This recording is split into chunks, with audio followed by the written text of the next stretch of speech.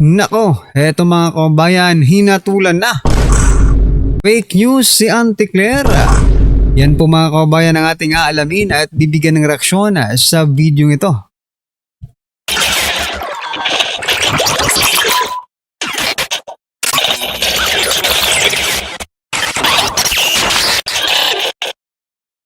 So ito mga kabayan, pasadahan po muna natin ang mga nagte-trending na balita dito po sa mundo ng social media at unahin po natin to.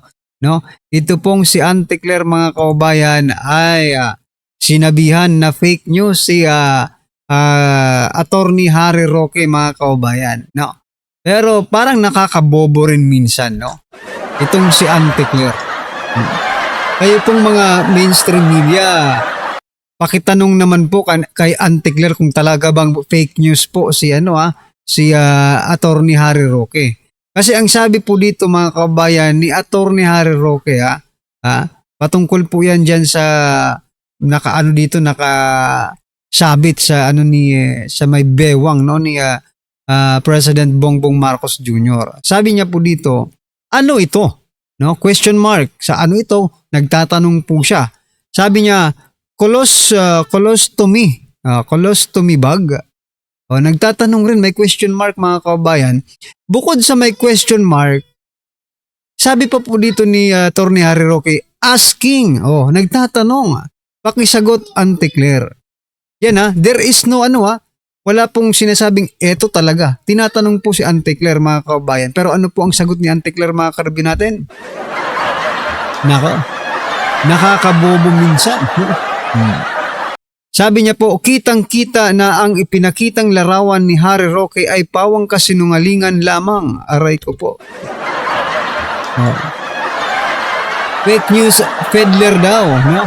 Sabi po dito, fake news peddler. Ito ang tinawag ni Palace Press Officer Yusek Claire Castro kay dating presidential spokesperson Harry Roque sa press briefing. Ngayon po yan, no? Kasunod ito ng paglabas ni Roque ng litrato kung saan tila mayroon umanong colostomy bag si President Bongbong Marcos Jr. Git ni Castro, hindi na dapat dalhin ang anumang usapan ang mga fake news peddler tulad ni Roque.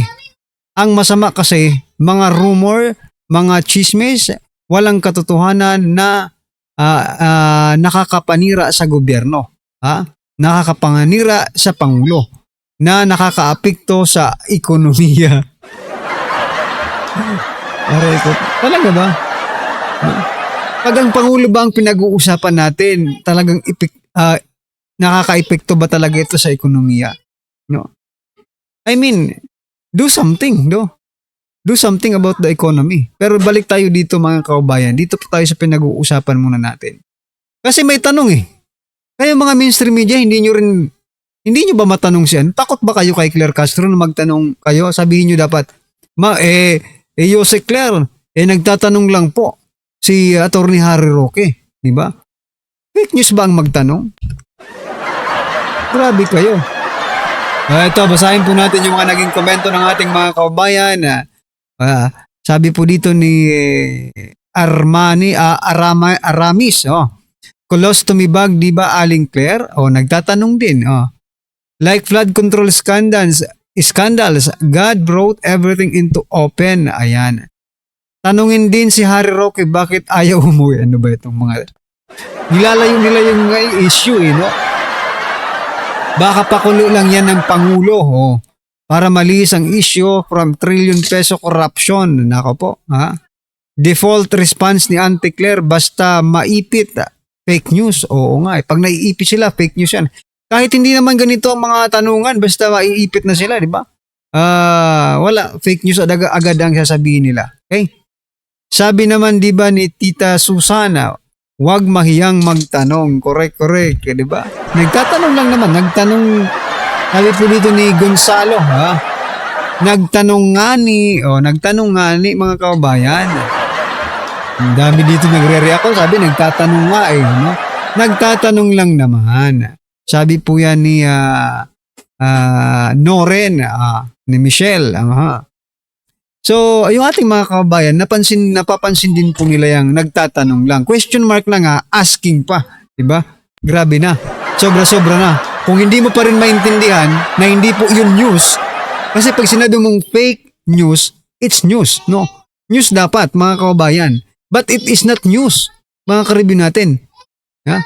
News na ba ngayon ang magtanong? Hindi ko alam kung news na ang magtanong ngayon. Anyway, ano po ang inyong masasabi dyan, mga kababayan? Just comment down below. Pero wag niyo pong seryosohin yan kasi nakakabobo na. Pag lagi tayong makikinig dito kay Jose Claire Castro, nakakabobo na. Okay? Ito, mas isa pang nakakabobo mula po sa isang kalbong political scientist. Ito po si Antonio Contreras. Kaya kilalang Dilawan yata ito, Dilawan, no? Sabi niya po dito, tinatanong niya kasi si Professor Carlos, no? Clarita Carlos. Sabi niya po dito, which tandem would resonate more in 2028? Lene BBM, Risa BBM, or Bam BBM? Puro BBM, ha? Anong meron? Bakit na? Dito, personal ko tong opinion, bakit kailangan natin isabit si BBM? Bakit kailangan natin i-continue yung pamumuno ni BBM sa 2028? Sige nga. Tanungin kita, political scientist ka naman, diba? Bakit kailangan natin ikabit si BBM sa 2028? Baka lalo kayong matalo. Ito po ang naging sagot. Ito pong naging sagot ni Professor Clarita Carlos, mga kababayan, former National Security Advisor po ng administrasyong ito. Administrasyong ito, mga kababayan. Sabi niya po dito, in my book, sa libro niya daw, nota. Ibig sabihin po ng nota, mga kababayan, none of the above. Ayan. Nota, none of the above. Nakakaumay na ang mga iyan. Wala na bang iba? Tinanong kung may iba pa ba? Hindi nabanggit si Vice President Sara Duterte. Bakit ayaw mong banggitin si Vice President Sara Duterte? Kalbo. Dahil baka baka ma-real talk ka ni Prof. Carlos, di ba? Pero anyway, malaking kahiyan. Sampal na po ito sa kanilang pagmumukha, mga kababayan, no? Itong sagot ni Prof. Carlos, mga kababayan. Nakakaumay na. Palaging may BBM, you know? Ano po ang inyong masasabi dyan, mga kababayan? Just comment down below. At eto, last po natin pag-uusapan, tapos i-play na po natin yung video, mga karib natin, at bigyan po natin ng reaction yon. So eto po, ang last natin pag-uusapan, ito pa rin si Auntie Claire, no? Si Palace Press Officer Claire Castro. Sa umano'y pagkawala ng interes ng palasyo, sa pagpapakulong sa mga sangkot ng flood control scam. Oo nga Bakit parang wala silang ganang magpakulong? Diba? Sinasabi nila noon, okay, before po mag-December, kulong na. Yung mga big fish na yan, okay? Mga sangkot sa flood control scam. Okay? Sabi niya po dito, mga kababayan, hindi nawawala ng interes ang Pangulo sa pagpapanagot kung sino man ang dapat mapanagot. Pero kasi, mga kababayan, from 2025, 2026 na po tayo, magdadalawang buwan na po ang 2026. Nasaan? No? Kaya masasabi talaga ng taong bayan na, ano ba ito? May gana pa ba talaga kayong ipakulong yan? Diba? Mukhang wala na kayong gana. Wala na kayong interest na, diba, gawin yung trabaho nyo. Diba? Sabi po ni Castro, ito, dumedepensa pa. Sabi niya dito, tututukan lamang ng Pangulo ang ekonomiya dahil kailangan ito. Naka, I think, there is only one solution to make our economy progressive, mga kababayan, at bumalik dito, yung mga foreign investors. There is only one solution, no? Step down. Yan lang nang masasabi ko, step down para magkaroon po tayo ng tsansa, para magtiwala ulit ang mga foreign investor. Kasi tingnan mo, mga kababayan, kung tayo ng mga Pilipino, negatibo ang pagtitiwala natin sa ating Pangulo, paano pa kaya yung mga investor na yan na magpapakawala sila ng malaking amount ng pera to invest dito sa Pilipinas. Magtitiwala pa kaya sila? Tayo nga nagbabayad lang tayo. I'm not saying na ang pagbabayad ng tax ay simple, no? But tayo nga, 'di ba? Maliit pa lang ang tax natin versus sa pakakawalan nilang pera, 'di ba? Kaya I mean, what I'm trying to point out, dapat magpakita muna ang ating bansa na katiwa-tiwala ang ating presidente. 'Di ba? Patuloy po nating basahin itong statement ni Castro. Sabi niya po dito, kung galit ang mga Pilipino sa korupsyon, lalong mas galit ang Pangulo. Hindi kami naniniwala dyan. Hindi kami believe, no? Diyan si sinasabi mong mas galit ang Pangulo. Kasi pakita niya, no? It is not, enough, no? Na sabihin mo lang, galit ako, no? Actions are better than words. Tingnan mo si former President Duterte, no? Hindi lang puro talagang ginagawa. Gayahin nyo yun. Pag puro nga, daldal lang kayo, galit ako sa mga korap, wala ka namang, ay nako. Diba? As simple as that, mga kaubayan. Action po ang kailangan natin. Hindi po salita ng salita, mga kaubayan. Ilang beses mo nang sinabi yan nagalit ang Pangulo. Diba? Ilang beses mo nang sinabing nagtatrabaho ang Pangulo, subsub sa trabaho ang Pangulo para mapaunlad ang ekonomiya. Bakit pabagsak ng pabagsak ang ekonomiya kung nagtatrabaho talaga?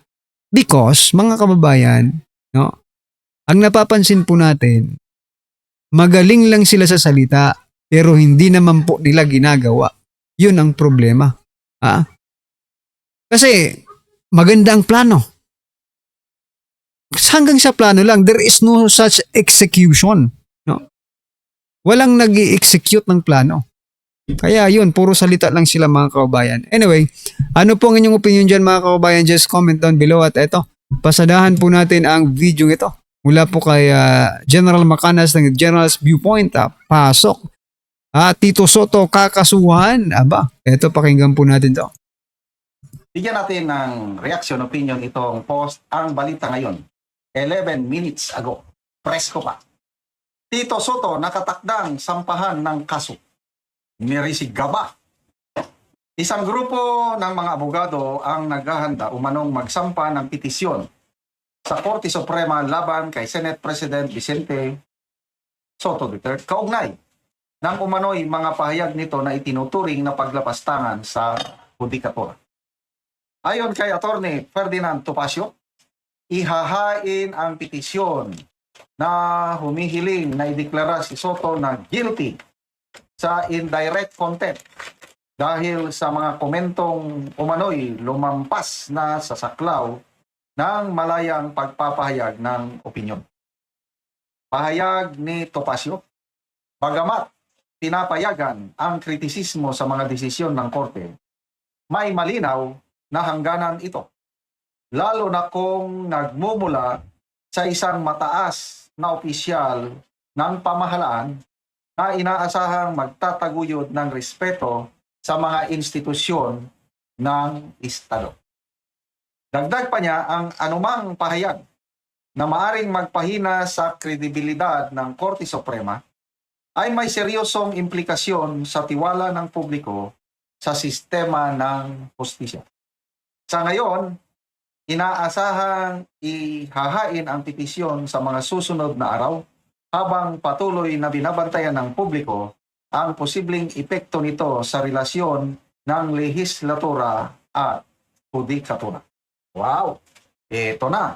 Ako, nung siging magpahayag ng opinion si Senator Soto na grabe ang pagbatikos niya sa 15 Supreme Court Justices, naisip ko na, baka maulit, baka maulit yung nangyari nung unang magdesisyon ng Korte Suprema na dineclare unconstitutional yung impeachment ni VP Sara. Mga anti-Duterte nagsalita laban sa mga maestrado. Ang matandaanan ko lang si Percy Sindanya, congressman, si Richard Hidarian, may isa pa Ano ba yung pangatlo? I think si Larry Gadon. Yan, tatlo. Grabing mga salita sila. Inakusahan nila ang Korte Suprema na bias, mga tuta ni Duterte, kung ano, yun. Hindi nakatiis grupo ni na Atty. Topacio, sinampahan nila ng indirect contempt. Hindi, indirect contempt. So that was last year. Last year ba? Oh yes, last year. So ano na kayang nangyari? Anyway, it will take time bago mag-aksyon ang Korte Suprema. Basta, nandyan na yung kaso. So, yung aking nakita ang mangyayari na dahil ako rin, parang, opinion ko lang ito, parang sumusobra na itong Senate President na hindi siya tumigil-tigil.